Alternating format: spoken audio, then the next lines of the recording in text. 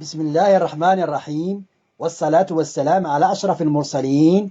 Bonjour mes élèves, bonjour à tout le monde et bienvenue à une nouvelle leçon de géométrie. C, séquente, à deux droites parallèles et angles. Séquente, à deux droites parallèles et angles.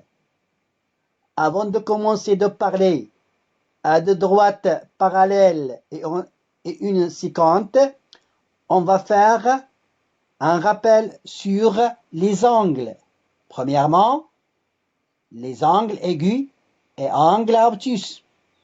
La définition d'un angle aigu est un angle dont la mesure est comprise strictement entre 0 degré et 90 degrés. Et la définition aussi de l'angle obtus est un angle dont la mesure est comprise strictement entre 90 degrés et 180 degrés. D'accord? Maintenant, voilà l'exemple pour les angles aigus et obtus. EN est un angle aigu. Pourquoi? Parce que sa mesure est comprise entre 0 degré et 90 degrés. Et angle EGK est un angle obtus. Sa mesure est comprise entre 90 degrés et 180 degrés.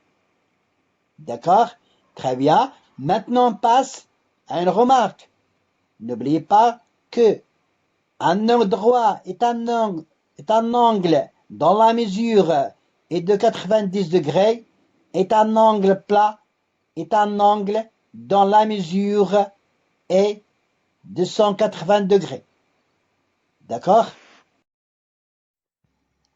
Deuxièmement, relation entre les angles. A. Angle adjacent. La définition d'un angle adjacent. Alors, la définition des angles adjacents. Deux angles adjacents sont deux angles qui ont le même sommet. Un côté commun sont situés de part et d'autre de ce côté commun.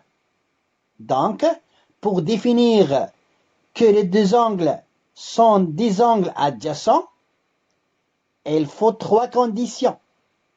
La première condition, c'est les deux angles ont le même sommet. Deuxième condition, un côté commun. Troisième condition, sont situés de part et d'autre de ce côté commun. Exemple, d'après la figure, on a soit AOB et BOC, deux angles adjacents. Pourquoi? Parce qu'on a les deux angles AOB et BOC ont le même sommet, sur le point O.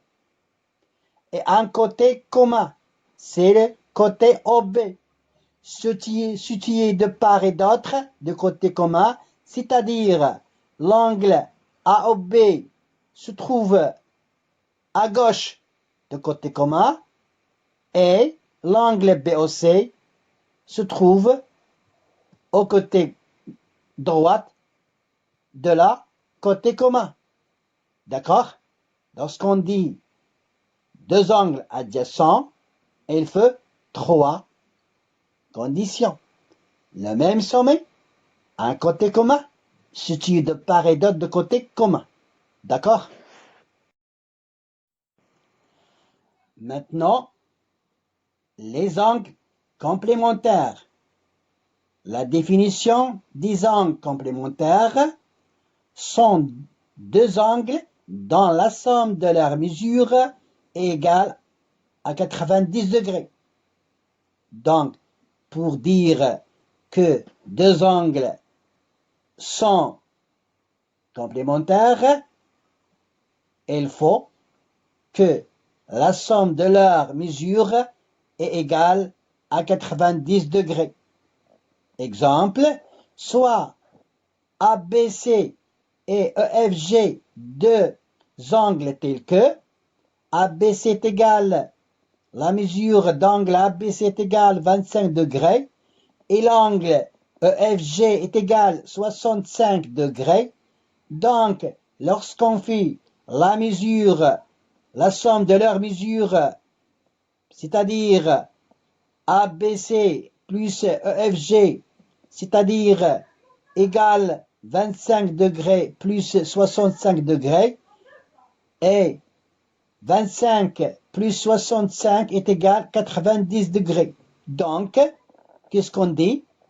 On dit que ABC et EFG sont deux angles. Comment? Sont deux angles complémentaires. Très bien. On a maintenant C, angle supplémentaire. La définition, deux angles supplémentaires sont deux angles dont la mesure, dont la somme de leurs mesures est égale à 180 degrés. Donc, lorsqu'on dit deux angles sont supplémentaires, elles ont la somme de leurs mesures est égale à 180 degrés.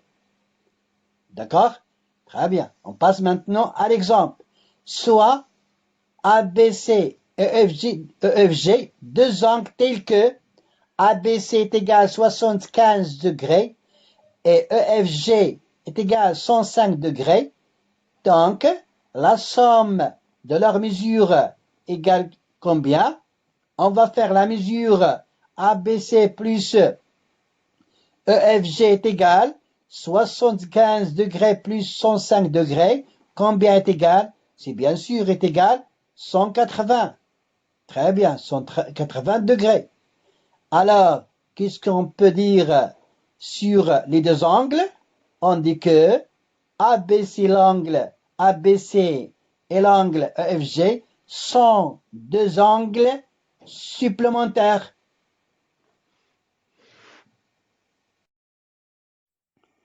Maintenant, on a la définition des angles opposés par le sommet.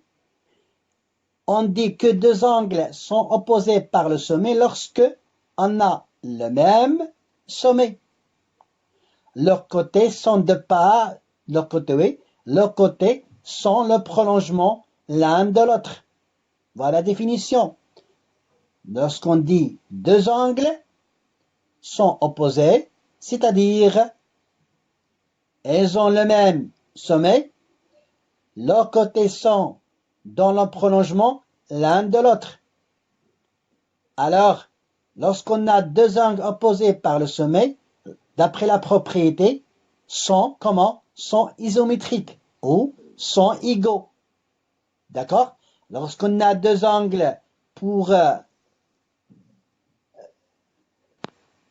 dire que deux angles opposés par le sommet sont égaux. On passe maintenant à l'exemple. Les angles jaunes AOB et DOC opposés par le sommet. Donc, comment il est d'après la propriété, sont égaux. Donc, les angles jaunes de couleur jaune AOB et DOC sont opposés par le sommet. Pourquoi? Parce qu'ils ont le même sommet et le prolongement et le côté OB, c'est le prolongement du côté OD et OC, le côté OC, c'est le prolongement du côté OA. Donc, les angles jaunes AOB et DOC sont opposés par le sommet. Et d'après la propriété, les deux angles sont égaux. De même pour les angles bleus. Voilà, d'après la figure, on a l'angle AOD et l'angle COB sont aussi opposés par le sommet. Donc, d'après la propriété, la mesure d'angle AOD est égale à la mesure d'angle COB. Dans la première partie, nous avons parlé sur les rappels des angles. Et dans la deuxième partie, on va faire et aussi on va parler sur les angles alternes, internes. Définition. Soit de droite D et D', coupés par une séquente. Dire que deux angles sont alternes, internes, signifie que ils n'ont pas le même sommet, première condition, et ils sont de part, c'est-à-dire ils sont situés de part et d'autre de la séquente, deuxième condition, et sont à l'intérieur de la bande délimitée par les droites D et D'. Troisième condition. Alors, pour bien connaître que deux angles sont alternes, internes, il faut trois conditions. Le premier, ils n'ont pas le même sommet, c'est-à-dire n'ont pas le même sommet. Deuxième condition, ils sont situés de part et d'autre de la séquence, c'est-à-dire l'un à gauche et l'autre à droite. Et ils sont à l'intérieur de la bande délimitée par les droites D et D', c'est-à-dire elles se trouvent dans ou se trouvent à l'intérieur du plan qui est déterminé par les deux droites D et D'. Donc, c'est pour cela qu'on dit la bande délimitée par les deux droites D et D'. C'est-à-dire, on a deux droites déterminent une partie qui s'appelle à l'intérieur, on s'appelle intérieur, et en haut à l'extérieur et en bas aussi à l'extérieur. Donc, les deux angles alternes internes sont situés à l'intérieur de la bande délimitée par les deux droites D et D'. Donc, d'après l'exemple, on considère la figure suivante. On a D, D', deux droites différents, distincts, c'est-à-dire distincts ou différents, coupés par la séquence delta. Alors, lorsqu'on a deux droites et coupées, deux droites distinctes sont coupées par la séquence, elle se détermine deux angles alternes internes, c'est-à-dire deux par deux, du couple alterne. Voilà, sur la figure, on a des angles qui sont délimités par les droites D', le couleur vert, ce sont deux angles alternes internes. Et aussi, pour les deux angles qui ont des couleurs rouges, qui ont à l'intérieur de la bande, sont aussi deux angles alternes internes. D'accord? Très bien. Alors, d'après la définition, lorsqu'on dit deux angles sont alternes internes, elles n'ont pas le même sommet. C'est-à-dire, lorsqu'on parle l'angle EAB et l'angle ABH, elles n'ont pas le même sommet. Pourquoi? Parce qu'on a l'angle OAB, son origine c'est O, et aussi pour l'angle ABH, sa l'origine c'est B. Donc, on n'a pas le même sommet. Donc, le sommet de l'angle OAB c'est A et le sommet de l'angle ABA c'est B. Donc, première condition. Deuxième condition, ils sont de part et d'autre de la séquente. Regardez la séquente. Donc, l'angle EAB se trouve à gauche de la séquente et l'angle ABA se trouve aussi à droite de la séquente. C'est pour cela qu'on dit sont situés de part et d'autre de la séquente. Et ils sont à l'intérieur. Oui, c'est bien sûr à l'intérieur. Alors, on a les angles EAB et ABH sont appelés angles alternes internes. Et les angles AGB et FAB sont appelés aussi alternes internes. Deuxièmement, propriété. Propriété directe. Si deux droites sont parallèles, alors elles déterminent avec toute séquente des angles alternes internes isométriques égaux. Voilà la propriété directe des angles alternes internes. Lorsqu'on a deux droites sont parallèles, alors elles déterminent avec une séquente ou avec toute séquente des angles alternes alternes, c'est-à-dire deux couples des angles alternes alternes sont isométriques, c'est-à-dire sont égaux. D'accord? Maintenant l'application. On considère la figure suivante telle que ABC est un triangle équilatéral ou équilatéral et la droite EC est parallèle avec la droite AB. Donc la question c'est calculer la mesure d'angle ACE.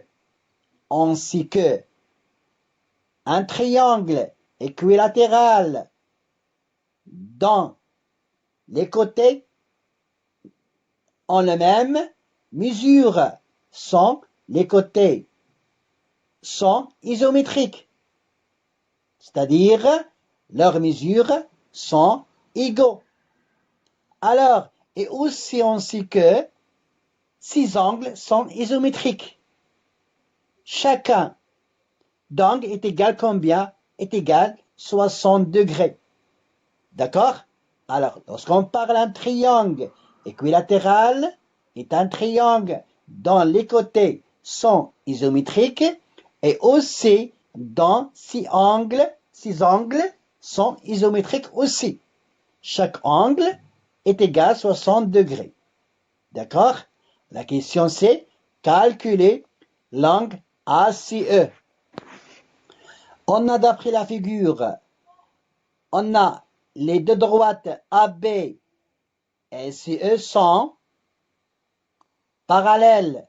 Donc, elles déterminent avec la séquente AC deux angles alternes internes. D'accord? Le premier angle c'est BAC, deuxième angle c'est ECA. Et puisque puisque les deux droites sont parallèles et se déterminent avec la séquente AC deux angles alternes internes isométriques, donc l'angle BAC est égal à l'angle ACE.